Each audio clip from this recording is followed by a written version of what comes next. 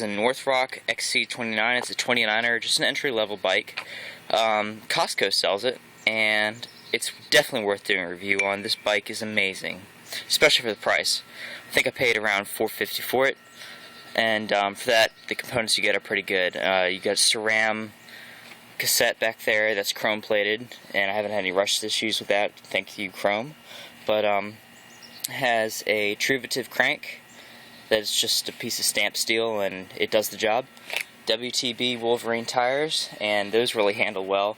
I've ridden this thing quite a bit, and the back tire needs replacing at this point, and the WTB Rocket 5 saddle seems to do really well too. It's comfortable enough to take some long rides. The longest I've gone on this thing is about 35-40 miles, and that was a hell of a day.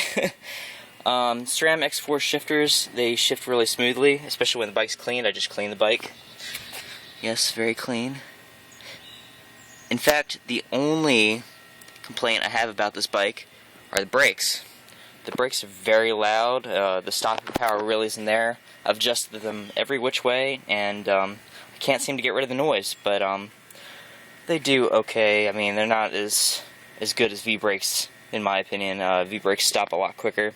Although in water and mud and stuff like that, the disc brakes really have quite the advantage. This is a Suntour XCT fork with adjustable preload. Yeah, it's not that really... the fork kind of sucks. It's got quite a bit of flex to it, 100 millimeters of travel. Like everything else on the bike, it kind of just does the job. But there's definitely better forks out there, and if I really felt like pouring money into this bike, I would have changed the fork a long time ago.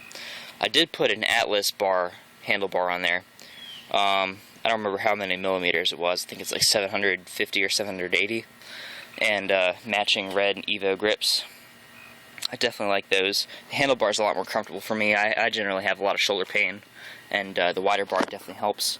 I also flipped this thing upside down, the little stem. So those are just some things, but this bike has really handled it all. I've wrecked it a few times. I've put a lot of miles on it for sure. Tough miles, lots of off single track, a little bit of technical trail stuff, places where you really shouldn't bring a hardtail.